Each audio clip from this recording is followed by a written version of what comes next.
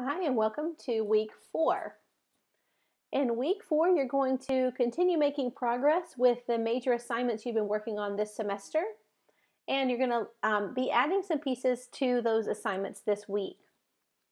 The essential questions for week 4 include: how do checklists facilitate differentiation? How can checklists be used for both formative and summative assessment? In what ways are rubrics aligned with standards? In what ways are checklists and rubrics similar and different? And how can teachers effectively use feedback to increase student learning?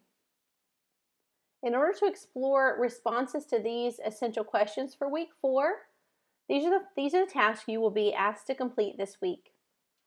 You will be reading 2 chapters in your required text, chapters 5 and 6. Chapter 5 is all about checklists, and chapter 6 is all about rubrics. Checklists are designed to help you break complex tasks, such as performance tasks, down into manageable steps and allow students to track their own progress as they work through that task. Rubrics, on the other hand, are used to evaluate the quality of an assessment or a task. You're going to be reading about checklists and rubrics, and you'll explore a lot of examples of checklists and rubrics in chapters 5 and 6. And then you're going to be asked to develop a checklist and a rubric to go with your performance task. So last week you began brainstorming some ideas for a performance task that could fit in your unit assessment plan. This week you're going to develop that performance task and develop a student checklist and a student rubric to accompany that performance task. And this week you'll be submitting your performance task, your checklist, and your rubric. When you click on the performance task assignment, you'll see a list of all the things, all the components that are due this week for your performance task. You also will be submitting the entire unit assessment plan. That includes stage 1 and stage 2. So a couple of weeks ago, you completed stage 1, which is the first piece of the backwards design process. You identified those desired results. You developed a list of outcomes, the things students should know and be able to do. And then last week and this week, you are developing assessments that you can use to determine if students have met those objectives, to determine if students can do everything you listed in stage 1. You'll be developing formative assessments, a student self-assessment, and a performance task in stage 2. You'll be using the stage 2 piece of the unit assessment plan template to record all of those assessments.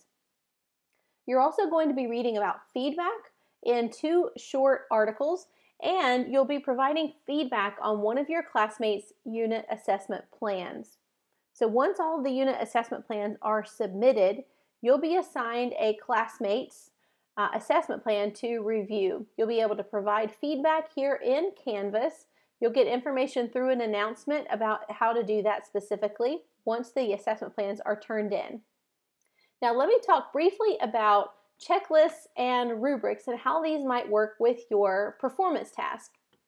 Here's an example of a fictional performance task about washing laundry. Now your performance task is going to be much more complex than this, and it's going to be closely tied to your content standards.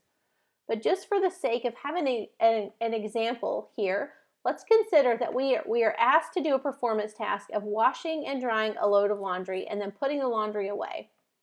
So for your performance task, you're going to be asked to develop a checklist and then a rubric. The checklist purpose is to help you break down the task into concrete steps, small specific steps, little chunks that students can complete and move forward throughout the task. So for example, if you're washing laundry, your first step would be gathering and organizing materials. And there are some guiding questions here to help students make sure they have everything they need.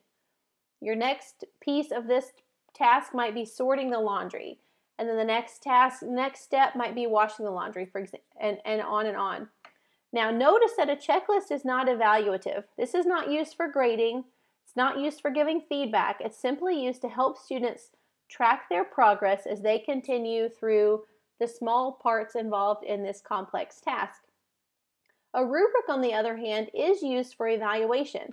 The purpose of the rubric is not just to help students complete each step, but to help students do each step well.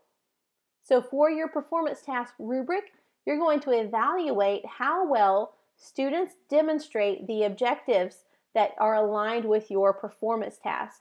So you'll want to look back at the learning objectives, the things that students need to know and be able to do and demonstrate through your performance task, and then figure out how you can evaluate the quality of those.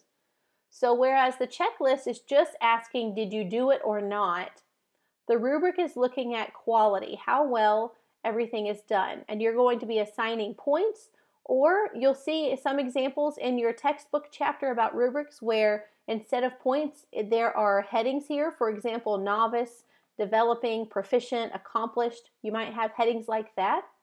You'll have different criteria that you are evaluating. These should be closely tied to your outcomes, to your objectives.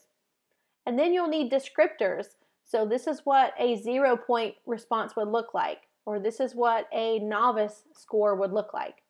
And then you might have several different columns. You might have this is what a 1 would look like, and this is what a 2 would look like, and finally this is what it would look like to get full points for each criteria, or to get a rating of developing or proficient or accomplished.